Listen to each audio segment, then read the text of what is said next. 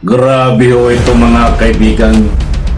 Nagmatigas, lumaban. Itong si Sara Sayad Lustay, duguan. Alright, welcome back to my YouTube channel. I'm Andes Vlog. Kakaiba ho ito. Mga mahal kong taga-subaybay, pasintabi ho sa mga bata, sa masisilang na mga words na babanggitin po natin.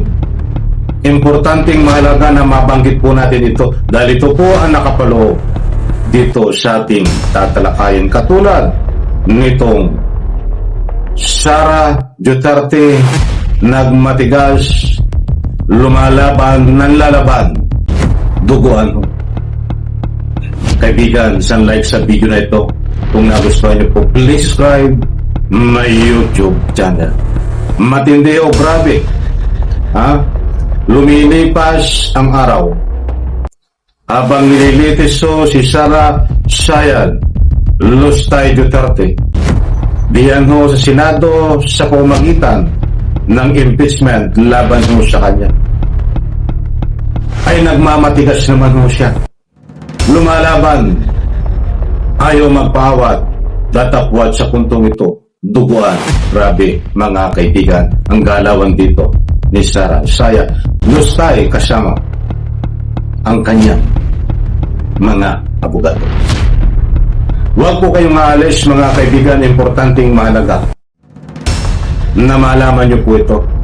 Mainit-init pa, kalalabas pa lang yung balita mga kaibigan, ang ibabahagi ko po sa inyo. Marami ang nagtatanong ano ang nangyari kay Sara Sayad Lustay at bakit nagawa niya ito. Bakit maraming dumadaloy na dugo? Huwag po kayong mag-alala, ibabahagi ko po sa inyo itong latest update kay Sara Sayad Lustay.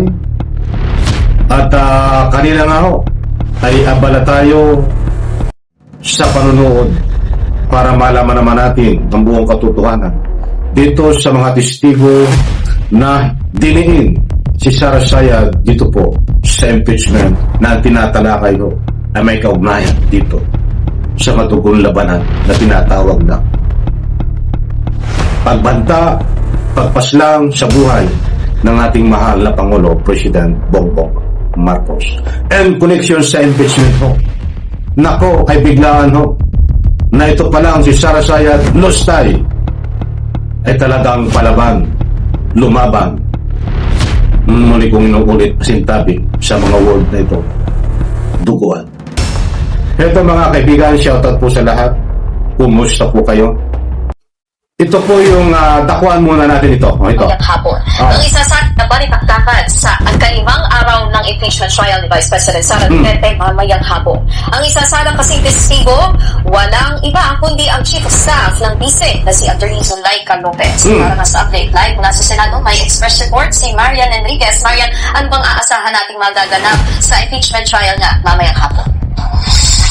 Mga kaibigan, wag po kayong alis. Patapusin lang po na natin itong balita na ito and connection po.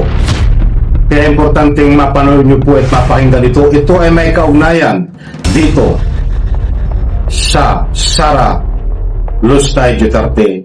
Nanlalaban, lumalaban, duguan. Sa bandang gitna, ibabahagi ko po sa inyo ang anumang resibo. Ito po ay may kaugnayan mga kaibigan. Patapusin lang po natin.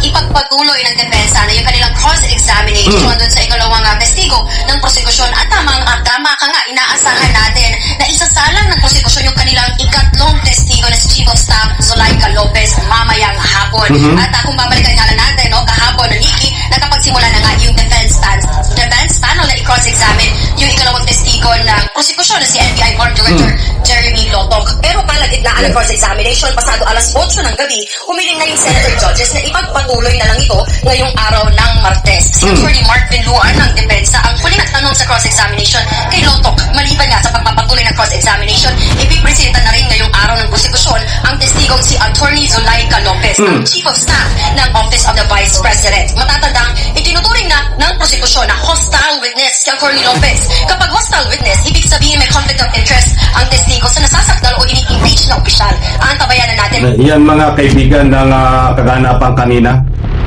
Diyan po sa paglilitis, sa impeachment, sa Senado laban kay Sara Sayad Dustay. Sa next vlog ko, ibibigay ko po sa inyo ang complete details about dito kay Zulaika.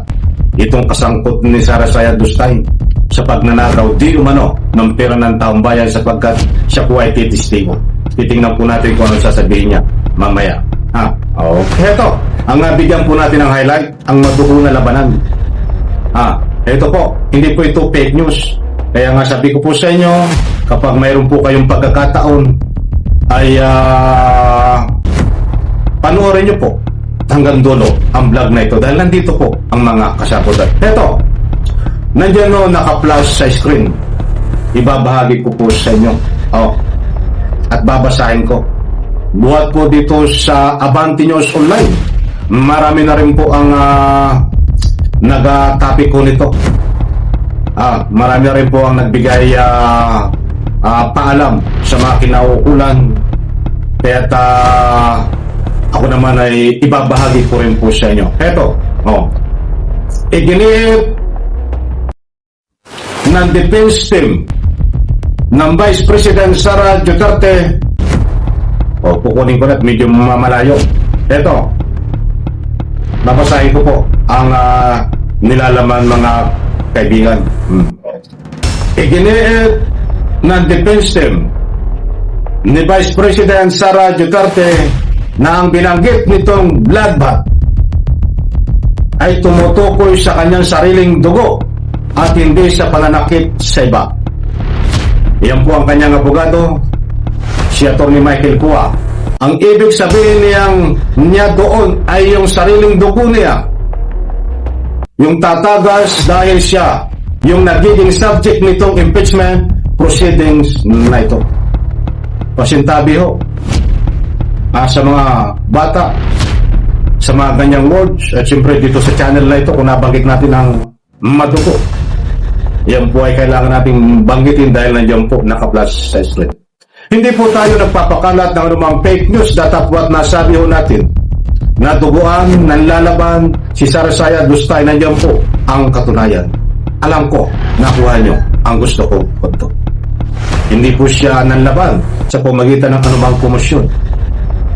Nanlaban po siya, ibig ko sabihin sa pamagitan po ng kanyang mga bantalayan na pinaparating ng kanyang abogado.